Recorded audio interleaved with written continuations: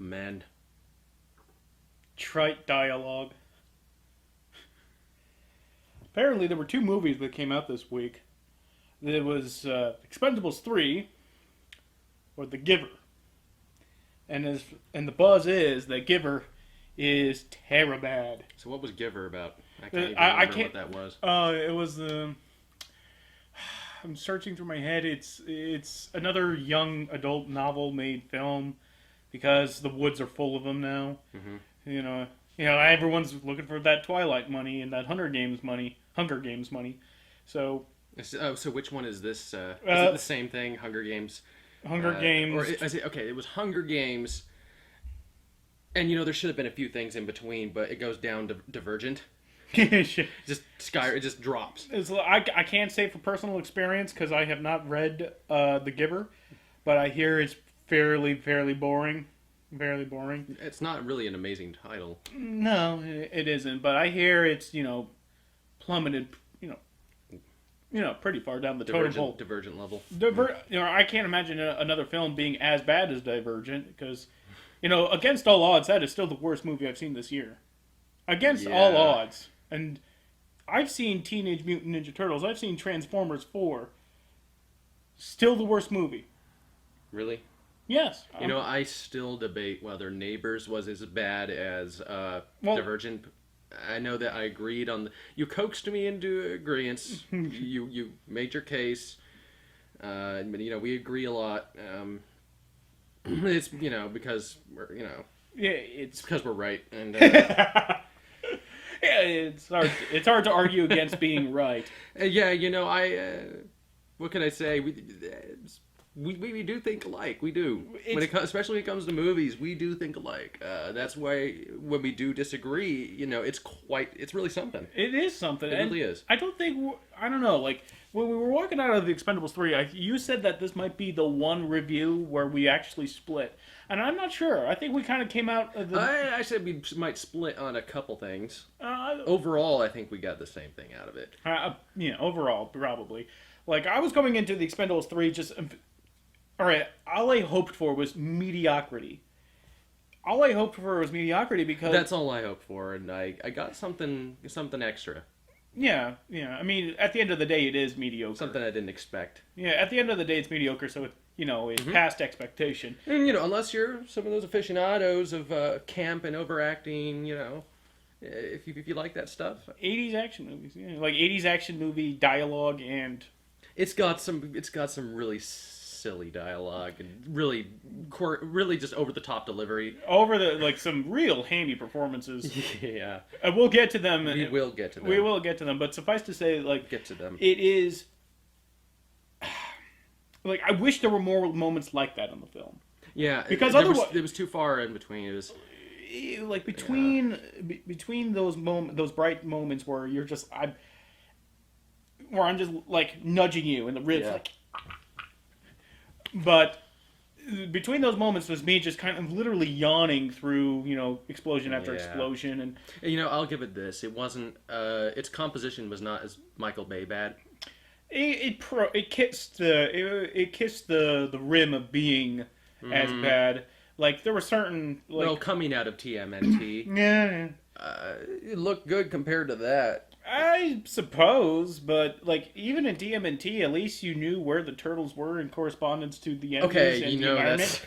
That's true. Like in the Expendables 3, the first major fight scene is Terry Crews on a boat, and he's literally minigunning some people off screen, but you don't know where Terry Crews is in relation to the people he's shooting. I could have used the same performance that he gave in Neighbors here. Yeah, the one thing out of Neighbors that we enjoyed. No, you mean Single Moms Club? Sorry, Single Moms Club. It's if Terry Crews was in Neighbors, I would have sat through it. My mistake. If Terry Crews made a guest appearance in Neighbors, we wouldn't know because we didn't finish it, but. Neighbors I compare to Single Moms Club on a very, very basic level. Similarities are just completely unfunny. And I'd lump them both into the exact same category of that kind of non-shit humor. Unwatchable comedies, yeah. Although, you have to admit, Single Moms Club is worse because it's disguised under the notion of feminism and I mean, Neighbors didn't. That's why. And I said Neighbors before too. I think, but I meant Single Moms Club. And that's why I say I may have disliked Single Moms Club more than Divergent because of that stupid fucking "We Are a Feminist" movie that they wrapped it up in and just threw it in your face and just said, "Believe us." We are feminists. This is a feminist movie. It's a feminist message. Fuck you. You're not. That's all I have to say. That's You're, Single Moms Club. You're Forrest Gumping right now. It's like, that's all I gotta say. That's about all that. I got to say. But all right, I went into the movie not liking the Expendables as a series because if you're trying to like recapture the glory of the ultra machismo 80s action films, then do it, but don't water it down like they had to, because like even though the first Expendables was rated R, it was the softest R I have ever seen, especially coming off the heels of Stallone's earlier flick, the Rambo 4. Like, you remember Rambo 4? Oh yeah, it was the most graphic of the Rambo series, wasn't it? Oh yeah, like seriously, Viet Cong or whatever country they were in. Like, not the best of the series, but definitely like, the most graphic. Yeah, like there's the God, man, like when Stallone took an anti-aircraft gun and just exploded Viet Cong like they were made of cream cheese, and he put them in the microwave. Yeah, cut.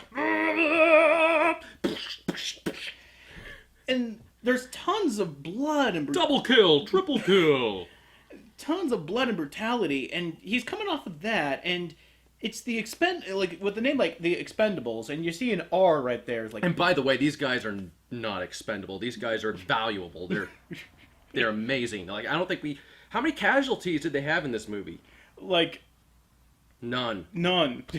We thought that there was 2 times that you think they might have a casualty, but no. For a name with like the Expendables, they are quite indispensable. Yeah, we'll get to it, but I'm just gonna add on that is Stallone is going to he's going to get his new crew, and he's leaving he's not bringing the other guys back in. Well, for the crux of the movie is that he's letting his old team go because he can't bring himself to have them die under his watch all of a sudden. Versus the other, one would assume, dozen times that he did put them in mortal danger. Mm-hmm. Now it bothers him. His priorities, I think when they're joking about him having dementia, I think it's not a joke. No, it's the joke is that it's not a joke. The joke is that they're talking to Stallone and not his character. Yes, that's the joke. It's not a the guy. His new team gets captured, and it's like, why are you going back for them? Because they're Expendables. Because they're really. Let's examine that sentence. It's like they're Expendables. Okay, is this sort of like an ironic movement or something like that? It's like, like you call the fat person in the cell block tiny. Yeah. Yeah, I never thought about that. I'm glad you brought that up. It's like, yeah. The Expendables are very, very, very valuable because they're so expendable. But I was angry when I first saw the Expendables. I was angry. I was legitimately angry. The first Expendables? The first Expendables. I was so angry with the first Expendables that I didn't even bother seeing Expendables 2. I didn't see 2, the Expandables, where they kept adding more. I remember the previews for that. Each time it would be like another person or something added onto the team. It's the line would get longer and longer. Yeah, Bruce Willis mysteriously disappeared from this from the third. Yeah, I remember the previews had Bruce Willis. Or was that just a flashback to 2? Because I didn't see 2 either. But, yeah, Bruce Willis mysteriously disappeared from Expendables 3 universe. I wonder why that is. Oh, could it be possible that Sylvester Stallone, bitch slapped Bruce Willis on set and he's like, I'll never work with you again! You're lazy! And you're greedy! You're a vain greedy boy! Cruel boy! You are a cruel greedy boy! But... So I was angry with the Expendables because, like I said, you don't go in trying to be something that you're not.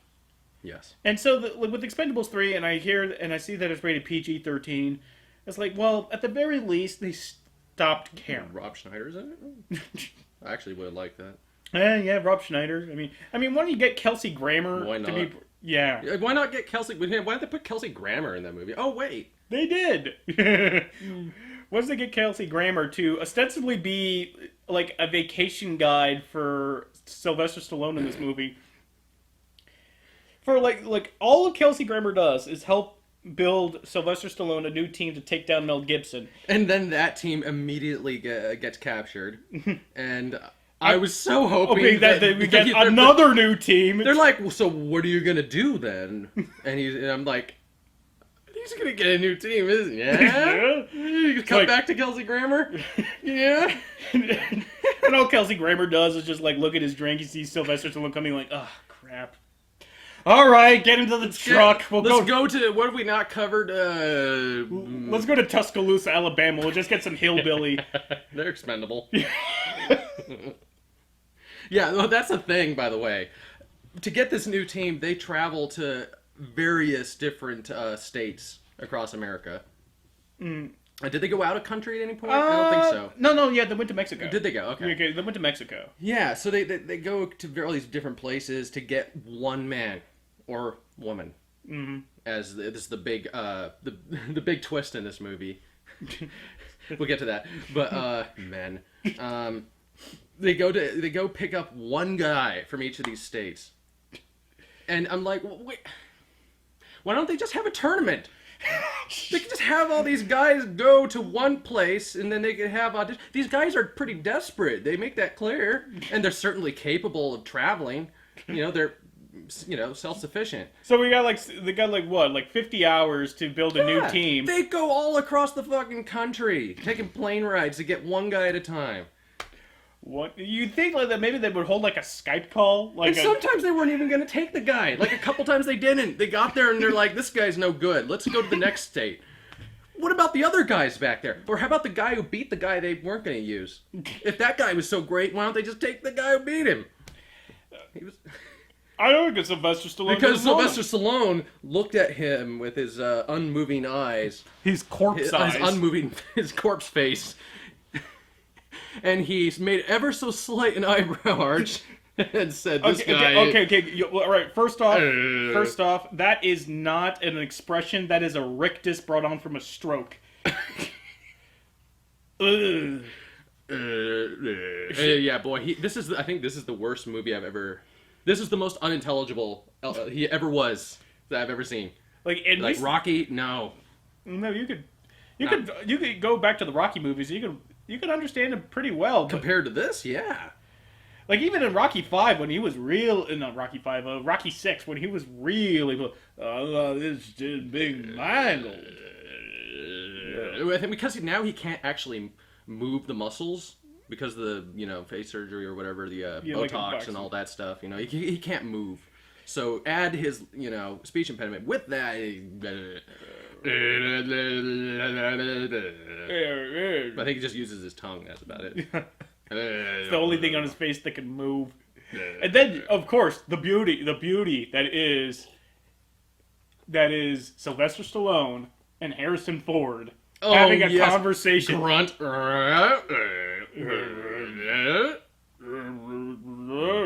Hey, little guy, get it.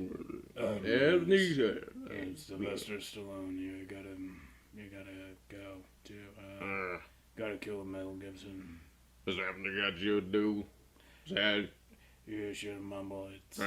You need to be in There's Harrison Ford actually says, "Go mumble." Like, oh yeah, right. Like, huh? Okay, Harry. Yeah, you're one to talk.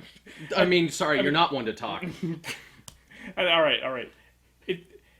That's probably most likely that's the joke, and I liked it. I like that they managed to do that, and I am glad they put that in there. But I mean, later on, they have what was it? Yeah, he's. You're catch up with yourself. Come on, you can do. Harrison Ford is talking about. I don't remember. The thing is, I don't remember Christmas's name, the actor. Oh, Jason Statham. Thank you. Yeah. So he's telling Christmas over the walkie-talkie, I can't understand that guy. What language he's speaking? And then Sylvester, so I can understand him better than you and Stallone. Yeah, Jason Statham was speaking perfectly well. Yeah. I mean, like, he was not, playing up the Cockney accent. He was, oh, I'm gonna cut your face with a spoon. And he wasn't doing anything like that. It was like, how could you not understand him?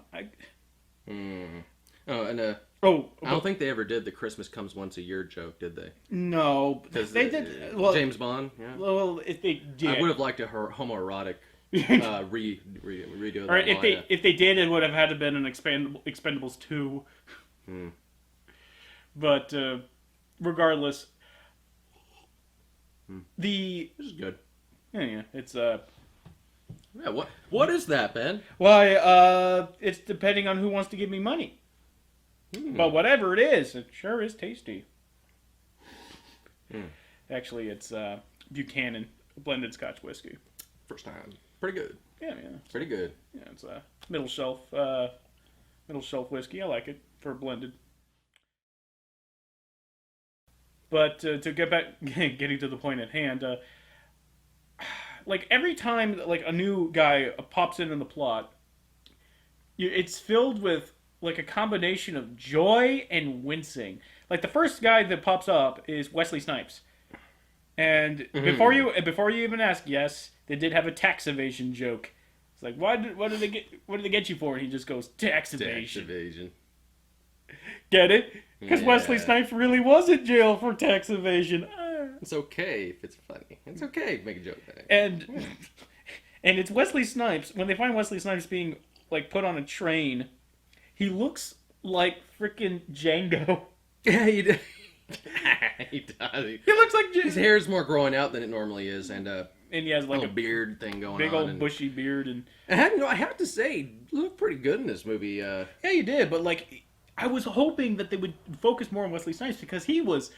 Yeah. Like, you could tell that Wesley Snipes just spent every day in prison just looking at, like, his movies. He's like, I'm going to act again. I'm going to fucking act again. And he was so eager. He was so eager. And, like, he owned, like, the first few scenes that he was in. If by owned you mean gave the worst delivery that was the greatest delivery. The worst greatest delivery ever. The worst best delivery of the year. I thought it was going to be, Dane DeHaan. I thought Dane DeHaan was going to be like the worst best performer of the year, but no. Wesley Snipes in one scene nuked all of Dane DeHaan in Spider-Man 2. Come on. When you're seeing those dog tags, when he's looking at those dog tags and he said, you know why the jangle? Because they got to remind you that they're still among us. Jangle. Jangle, jangle. I don't know.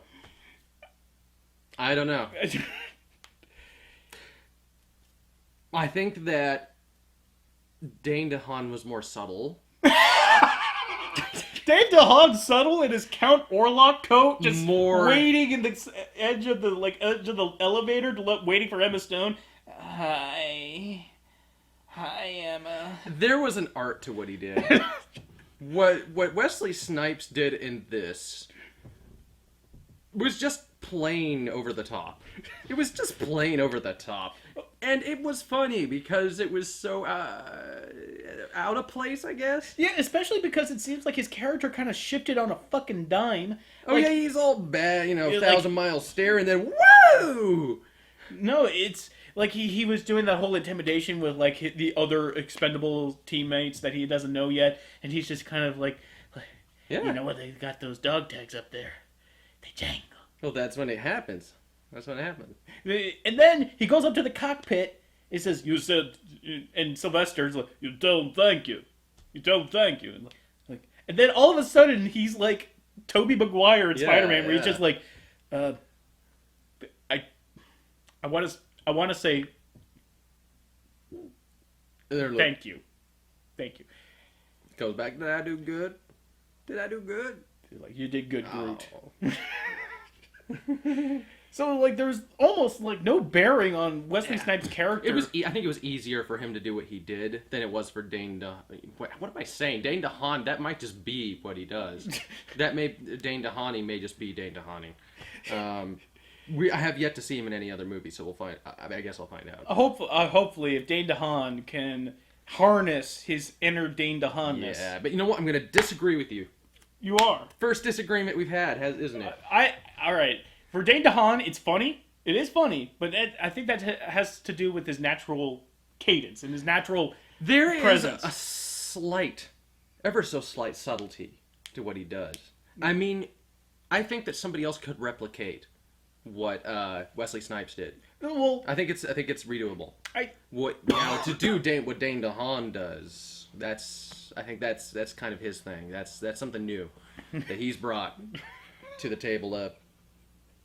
Don't know what it is exactly, but it's there. The whelping nerd. That's, yes. The whelping Steve Buscemi nerd. I think it's just a combination of what he did and the role that he did it with. Entirely possible, but you just can't beat, in my book, you just can't beat like raw energy and just like leaving nothing behind. Yeah, it can be it was too over the top. It was still funny because it's always funny to watch actors do that to themselves. It's a sadistic humor, but wait, I'm sorry.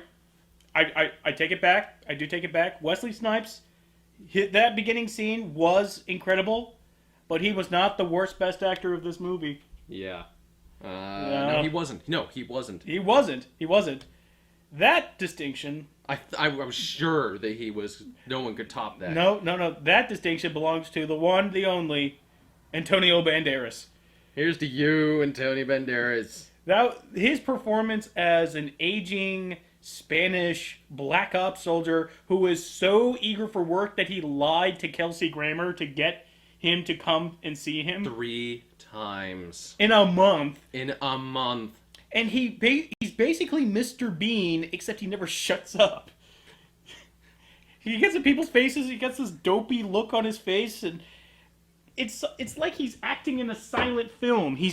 Yes, it's a silent film with lots of dialogue, lots of monologues, lots of talking. And he's just like, he has like these black suspenders on, he has like this black tactical turtleneck on, and he's just like... He's dressed like Spy Kids, when he's in Spy Kids, he's got the turtleneck and everything, but he's just, he's Puss in Bootsing it. Literally. He is doing the exact same kind of energy he puts into that, your name is Luna. That is a mysterious name, having to do with the origins of the moon. Or whatever, it's not the origin. It is the moon. I don't remember how he put it. The origin. What the fuck? Would you like to grab my gun? He's just... I'm sure he's just completely winging it as he goes. It's entirely... I doubt that this script it was written on anything other than a legal pad. Yeah.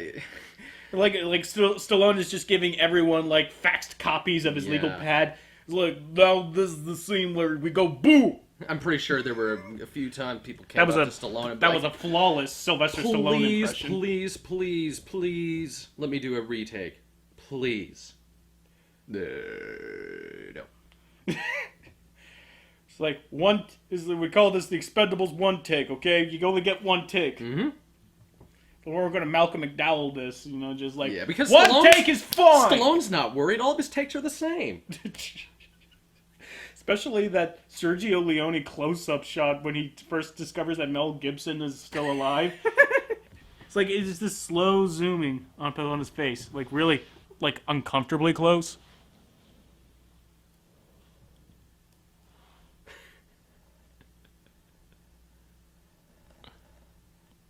Stallone! Too close! Too close. Yeah. Hey! Bad Stallone! What? And he can't control his face, so like every so often, during that close up, his eyebrow twitches. Like, yeah, telling you, it's the rictus. Oh god, it's the sniveling scene where he's supposed to be sad. Yeah, when he's supposed to be sad and he's supposed to be like nose twitching a little bit, but it looks like he just smelled like an egg fart. Yeah. Oof. Statham, why'd you have the egg salad sandwich? So that's the synopsis. That's it. There you go. Expand. No, there's more. There is. I mean, there is a plot. There is technically a plot. I mean, by the strictest definition, there is a plot. Yeah. It's the Expendables goes on a routine hunt in somewhere in Africa, but they discover that Mel Gibson, who used to be an expendable, is still alive and now is selling. Boy, that happens a lot. Yeah, he's still alive, and now he's also an arms dealer, and he's selling weapons. And Sylvester Stallone, because of this, now feels like he can't endanger the lives of the Expendables. Okay, so he gets more Expendables. They get caught after even after Harrison Ford gives them like intel. I mean, that's Harrison Ford's role, is basically some like nameless.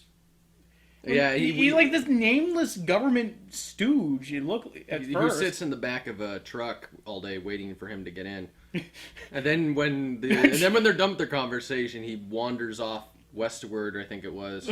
Well, let's frame this right. Let's frame this right. So after he kicks his old team to the curb, forms a new team, he gets the new intel by going inside a Ford truck that is the biggest fucking truck I have ever seen in my entire life. I mean, this thing is original Hummer big. Yeah. It is fucking huge. And he sits right in front. And then all of a sudden Harrison Ford just like, here's your intel. Now you better do this.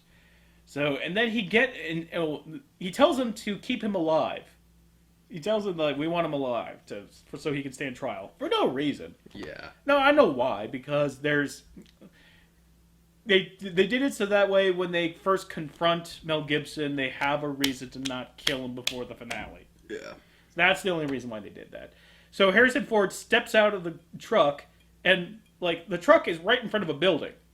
So you're thinking, okay, he's going to go inside the building and maybe catch another helicopter to go back to where he was. But no, he walks the other way out into the wilderness while there's nothing but desert and cacti and poisonous snakes. I mean, in real life, that's where that's where the cocktails were, but that's not.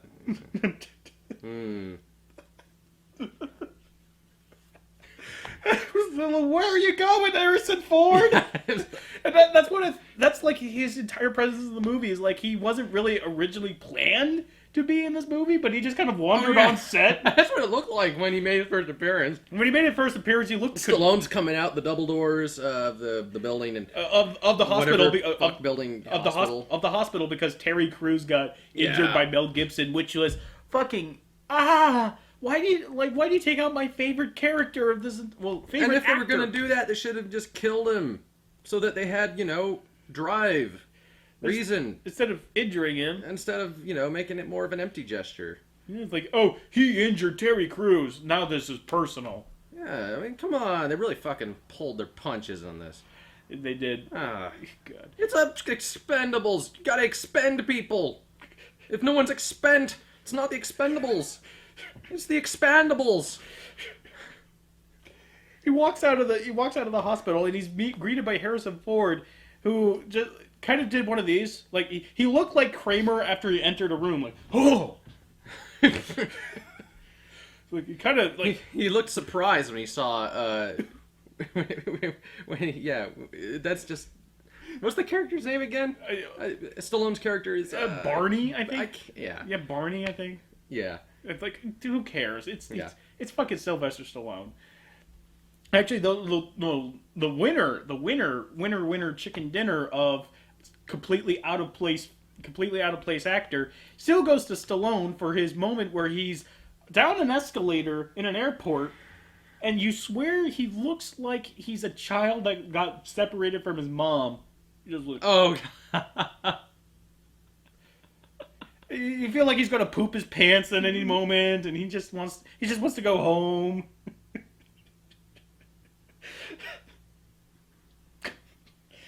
And that's where he finds Kelsey Grammer. I was expecting more from Kelsey, or at least to use him for the movie to use him more. Mm-hmm. Instead, he's just sort of this, I figured he'd be a villain at some point. No, I figured he'd be the turncoat. Well, technically, there already was a turncoat. He's been doing a lot of that stuff lately. Yeah. Yeah. Well, Kelsey Grammer. Well, no, but he's the turncoat from the beginning. This guy, I figured would be, that typical. Yeah. Or you were thinking that the reason why Mel Gibson's always one step ahead is because Kelsey Grammer just keeps. Kelsey Grammer's been doing some villain roles lately. True. Yeah. But Wait a minute. I'm trying to remember. Kelsey Grammer was technically he was a villain in one of the. Yeah, he was in He was in Transformers 4. What I forgot he was in Transformers 4. That's right, he was. But like, holy shit! Talk about a bad movie. If Transformers 4 can be 2.5 hours long and you forget for major segments of that movie, oh god. But yeah, he is now in. So he's, like I said, he's playing tour guide for Sylvester Stallone. Just hopping from state to state to collect new Expendables, and their first mission to capture him alive, they get caught, and of course now Mel Gibson is using the new team members for leverage to try and find him again, to put him down for good. And that's when the old Expendables just come out of the woodwork. And you know, it's sad because it's called Expendables, as in, like, they have a lot to lose. And really, these guys are just kind of bored. They don't got anything to do. There's so many of them now that they don't even need to go on the same mission. Actually, that's really. I think they try to be poignant by, like, the old team members when they're not on the new mission. They try to get to have a normal life, but they can't function in a normal life. That's what it is, but they're bored. Yeah, they're more bored. Like, Wesley Snipes can't sleep on a bed, so he just puts a blanket on the floor. Actually, I was gonna say that was one of my favorite scenes. For not being over the top and actually being. That's actually well done. That could be an effective scene, but like when Jason Statham just throws a knife at the television, or Dolph Lundgren just spends all his day at the shooting range until like there's like nothing left on the target. Well, those ones were heavy-handed, but yeah, but like, but I really liked Wesley Snipes putting his covers as a jail mat on the ground. Normally in a movie you don't have to point these things out as being great, but it shows that it was the points where they got it right. There were certainly points in that, at least in that sequence, especially when it's a musical montage set to, like, the world is on a time bomb and it's set to explode. Yeah. I forgot the title of that song, but and it's set to explode. Oh yeah. It's like, yeah, that's not exactly subtlety, but effective, technically. Or how about what was that? War, Come With Me Now. Is that the name of the song? War, Come With Me Now. War, come with me now. I'm gonna show you how. You know that new song. Or maybe it's not that new. It was the point where he's going down the escalator. Sylvester Stallone's going down the escalator. Oh yeah, it was really out of place at that point. Yeah, I must have completely blacked that part out. But well, if we're going to be talking about on the nose musical cues at the end of the movie, where they're at the bar and they're all singing, "Oh man, won't you look at me?"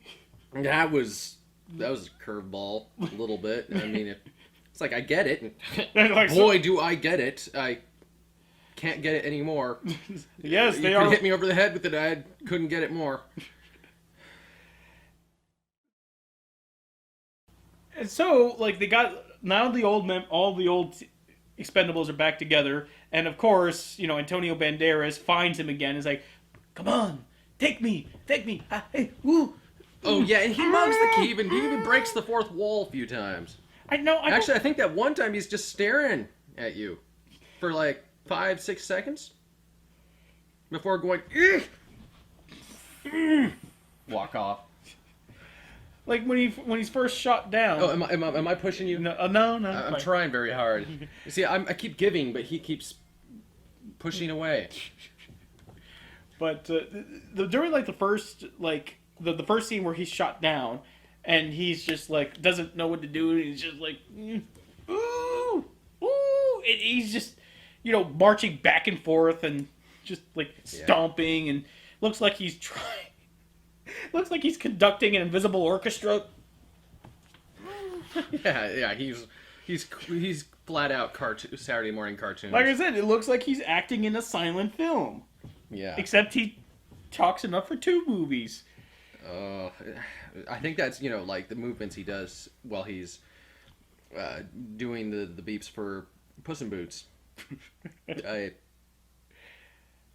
Really, that's what it is. That's the level.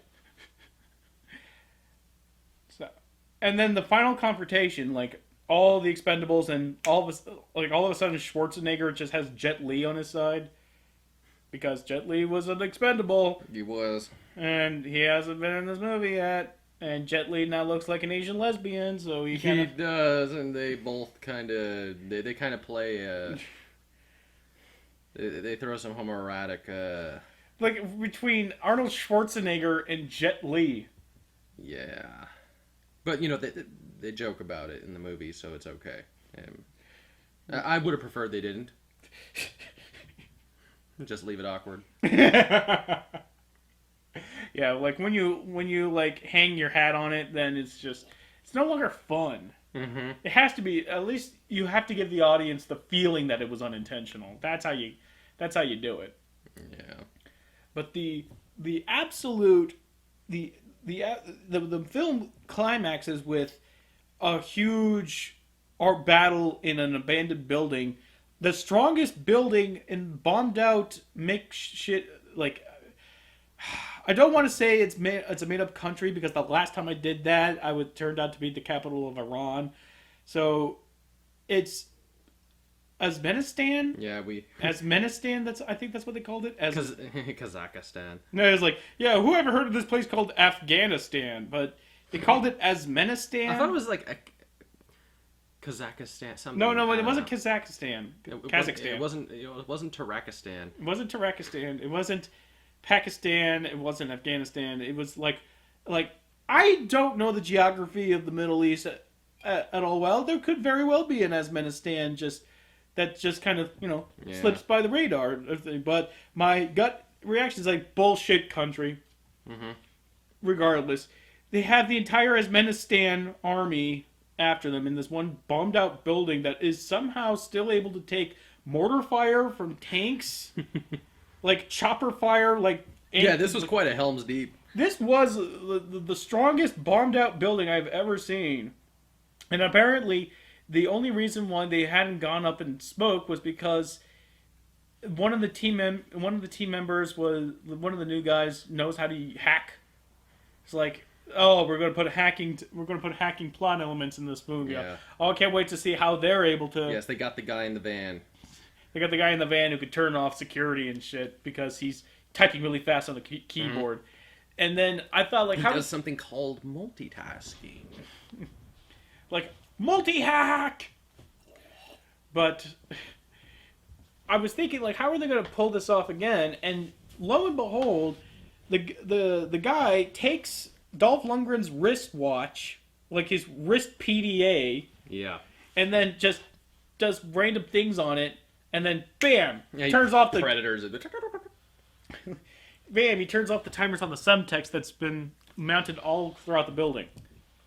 So throughout this entire firefight, where there's like mortar fire from tanks, where there's hail chain gun being shot at like round after round after round after round by the thousands, by Apache helicopters swooping around the building, not one of those bullets, not one of those explosions sets off one of the Semtex. Not a one.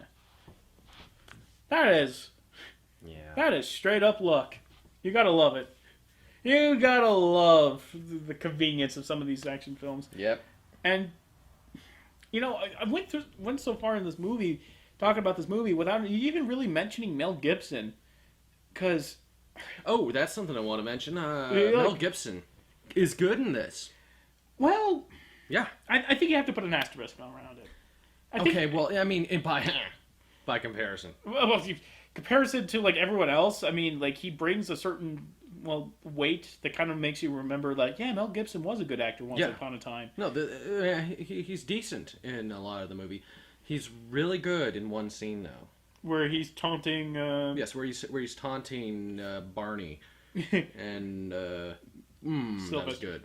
Sylvester. I was taken back. I was coasting on the mediocrity that this movie was, and this occasional blip on the radar. Wonderful funny, yeah. Like occasional blip on the radar with Wesley Snipes. Yeah. Just like jangle, jangle, jangle, or Antonio Banderas. Yeah. Cartooning Oh, Mel Gibson delivered a great performance for one scene. For one scene, and then he was serviceable for the rest. But Yeah. I would say that he was let down by the script. I think he was. Yeah, oh god, he had to do that scene with the script. It was good. It was like, despite like the script being completely filled with trite dialogue, to the point where the woman of the Expendables, like her And line, that's like what I was saving for last. like to the point where the line that I forgot her name was Rhonda something. Rhonda she's from UFC. like she's a UFC fighter, and so they're like her line is just men. That's why I said men, because Yeah, because apparently that's men. Yeah. That's basically her character. It's just like she hates men. I was Well, looking not that, forward like- to seeing her. Yeah, Not hating men. No, I'm not just like just annoyed. inconvenienced by them. Man. Like annoyed. Just annoyed by I them. don't really give a shit. I really don't. You As know, soon as she said men, I was done with her. It's not her, not the actress's fault. Well, her pouty face was a little much, but you know what? I think this is like her first role, so I'm giving her that. I don't know if it's her first role. I don't remember ever seeing her in anything I've never else. seen her before. I know that she's at least recently out of UFC. Mm-hmm. I saw an interview before I saw this with her about talking about her role and how she would she go back to UFC or acting and blah blah blah. And I was like, this seems pretty cool. If she's gonna do her own stunts, I'm pretty sure they were her own stunts.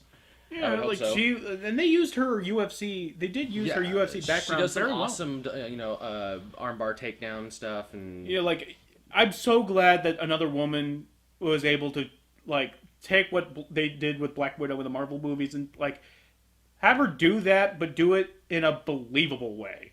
yeah. None of that like, oh, I'm just floating around your body, and then all of a sudden, it was gritty. It was nice and brutal. I just want her and Black Widow in a big old like burly brawl fight. I mean, like jaws are going to be broken, bones are going to like someone's going to walk away with this the winner, but they're going to be limping. Yeah. I just like. Okay, this is getting very creepy here. How detailed this is. Yeah, I want to see two beautiful women just completely kill each other. That's pretty creepy, man. I don't know very many men who are interested in girl fights. No. Like, there's a difference between like girl fights, like oil wrestling, and then there's the kind of fight that I just described. I don't know about you, but I always prefer my girl fights to be visceral and bloody and something that could be out of a Raid movie. yeah, absolutely, because equalism. Egalitarianism. Yes, bad. Equalism. But, of course the movie had to end on Mel Gibson versus Frank Stallone. Frank Stallone. Yeah, Frank Stallone comes out of nowhere. It's okay. No, Sylvester Stallone fight because, Mel Gibson literally said to him, like, when I kill you, I won't use a weapon. It'll be my bare hands, so that way you know how I feel. And he almost does shoot him. And then he remembers what he said. He's like, oh, we don't need these. We don't need all these. I don't need no gun. You don't need a cabinet full of cleaners. It just would have been great if Mel Gibson just kind of circle strafed around Sylvester Stallone and started quoting commando lines at him. You're getting old, Barney. You're getting old. Bullshit. Yeah, you get to hear Arnold say, Choppa. Yeah, of course, you get to hear, like Arnold say his lines, his winking lines at the camera, like, I heard you're retired. I lied. Because I lie all the time. I lie all the time because she's always calling me. Always calling me. Always calling me. God. It's said that nobody does an Arnold Schwarzenegger impression anymore. All anyone ever does is a Will Sasso impression of Schwarzenegger. I I don't talk like that. I don't talk like that. I don't actually talk like this. I don't actually talk like that. But if you listen to like someone like Alan, not Alan Partridge. God, who plays Alan Partridge? I forgot his name. If you listen to him do his Arnold Schwarzenegger impression, it's the ex-military Hummer. It's actually much more subtle and that does sound like Arnold Schwarzenegger. Mm-hmm. It's like, wow, thank you for cutting through the bullshit. man who plays Alan Partridge. Wish I could. Steve Coogan. That's his name. Steve Coogan. But it's an Expendables movie at the end of the day. It is. It is. And honestly, if you got a list of movies to see this summer, this one's expendable. It certainly is expendable. I was expecting to hate it more than I wound up doing it. My feelings towards the movie is just, well, at the very least I laughed. At least I had some fun. And it's stupid, but it's not any more stupid than I was expecting. Yeah, it's more of a good stupid. Yeah. For some parts, at least. Yeah. I mean, the rest is just... the rest of it is let down by the fact that they didn't know how to channel Wesley Snipes. Because after, his, initial scene, he just kind of peters off the radar. He doesn't really have many more scenes. And that's kind of what... they set everything up with that. They set up the movie with Wesley Snipes' performance. Because that was the first opening scene. Because you're seeing the rescuing Wesley Snipes, and they crash a train into a building and explodes. We were laughing out loud for that. Yeah, we did. And we expected it to continue. And I expected Wesley Snipes to have a bigger role in the movie than he wound up actually having. But they dropped it, so... And it's disappointing in that regard. But the fact that I was disappointed by the way the movie went instead of just how the movie was is at least a testament to the fact that it did have some high points. There was high points, but the majority of the movie... The high points really just served to make the other parts lower. Yeah. But it's not all bad, and it's certainly not... Even the bad moments were not nearly as bad as it could have been. So, if you're thinking about seeing a movie this week... that reminds me of what we forgot. What? Oh, this ought to be good. Oh, yeah, Mel Gibson's, his crimes against humanity that were particularly heinous. Oh, yeah, so, what they're giving intel on Mel Gibson is we don't know who Mel Gibson is. Well, why are we after it? And then he hands them, he doesn't even say a word, he's just...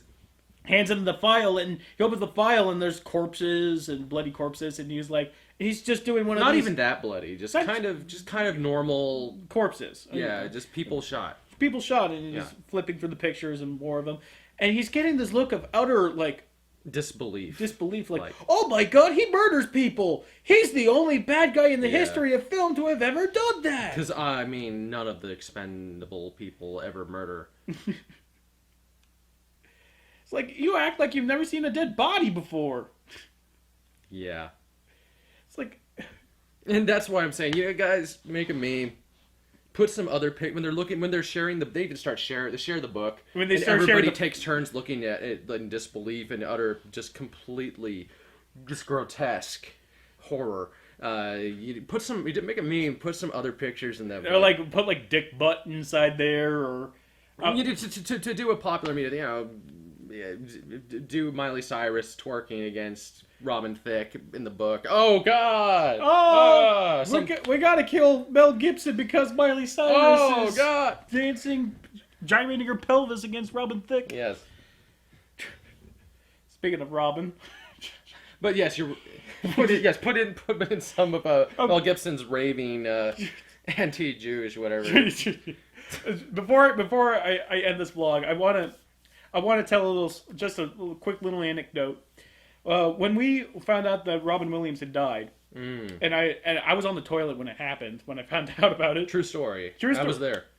I unleashed the news, and I was with my friend Gavin. It was he saw him in the Teenage Mutant Ninja Turtles review, and he took it pretty hard, and you gotta love Gabe for this. And he took the news pretty hard too. And then you mistook Robin Williams for Robin Thicke. Did I? Yes, you did. No, I did not. Yes, you did. When the? Remember? I do not remember that. You're you quickly corrected yourself. I can't believe you said. And I didn't mistake him. You mistakenly said Robin Thicke instead of Robin Williams. So like, I can't like one of my little mess ups. Yeah, it's just you first said like, I can't believe Robin Thicke killed himself, and then right as you said Robin Thicke, your face just kind of exploded in realization, like, oh my god, I didn't mean that. I think that's what I was hoping. You were hoping that Robin Thicke killed himself over his lagging album sales? Yeah. Yeah. What good man does not wish for so? We can only dream. I like to think that Robin Williams would have appreciated a joke like that. Yeah. He would have found the humor in that. You know, he was the kind of guy who would have. He would have been laughing there with us. At me, but with us. No, because he understands an honest mistake. Yeah. Comedy in that, but I've already missed him. I really do miss the guy. You know, I didn't really think much on it. Usually when I discover a celebrity dies, I just kind of disregard it. You know, because I'm not going to pull the whole 800 people died and. It's a name face that is no longer part of this world, but it's not part of your life. So I was having to explain that on a post, how it's tragic that we don't process it the same way when a large amount of people die in another country or whatever, Siberia, and it's. The thing is that with people like Robin Williams, the more I did think about it more, obviously, because Mrs. Doubtfire was one of my favorite movies as a kid. I grew up with that. I watched it like 1,000,000 times. And that was the first movie I ever saw in theaters. Yeah, and when my parents were going through their divorce, I was watching that, and that really hit home to me. It was special place in my heart for that. And what's interesting is that they were playing Mrs. Doubtfire the day before he died. I think it was at Videodroid. They were. That's our. For those of you who don't know, well, you'll never know, but Videodroid is sort of our local video rental place. And we still have one of those. Can you believe it? It's amazing. It just keeps going. But they were playing that there, and I think that's really interesting. Actually, I heard that a British cable network was showing the episode of Family Guy where Peter Griffin accidentally wishes that everyone he touches turns into Robin Williams. Oh. So,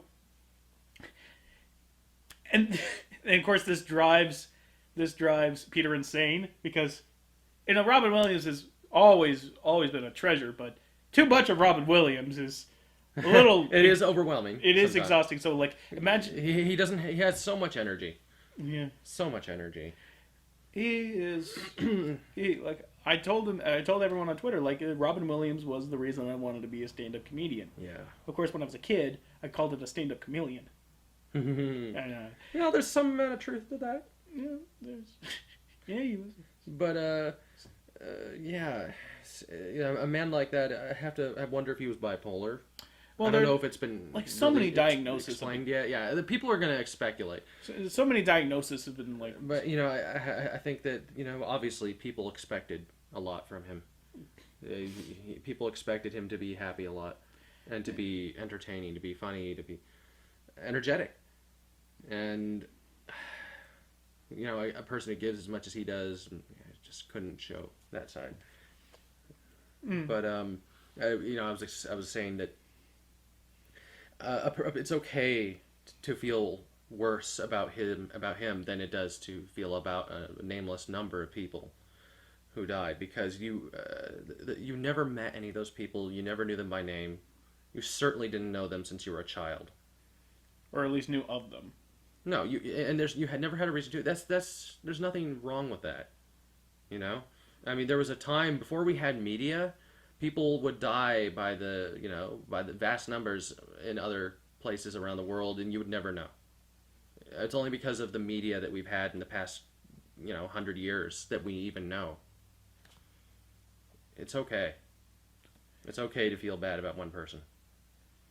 Especially if that person had played a part in your life. Yeah. Just because it's media that allows you to do that, it doesn't make it worse. It's okay. Well, I certainly didn't want to Leave on the sad leave note, on a sad note, but it was due. It was due. It was due. He deserves it. So, raise a glass. I drank it all. Oh, But I will still raise a glass. to a recovering alcoholic who went through AA. Robin, what we're trying to get through. So, a great man who oftentimes had an outlet where he did music. Millennium was a good song. Yes, I'm making the Robbie Williams joke. yeah, I was about to wait a minute, where the fuck is he going with this? Robbie Williams. Robbie. No, I think he's see humor. So he It's like when his tragic, his tragic suicide cut short his promising career as a musician, as a black woman sidekick to Howard Stern. Robin Quivers. For those of you who don't know. Yes. But wherever you are, this one's for you. And if I'd suggest a movie, it's been a long time since I've seen it. What Dreams May Come. What Dreams May Come. I think that, of all the movies he's done, is probably the most appropriate right now. Pretty much. Yeah. What Dreams May Come is... Yeah. It's a kind of a schmaltzy movie. I'm not going to lie. It can be schmaltzy at times, but it is still one of the most beautifully made movies I've ever seen. Yeah. So, I'll leave you all with that. Go see Expendables if you want to. Don't go see The Giver, but please see a Robin Williams movie. Yeah. Till next time.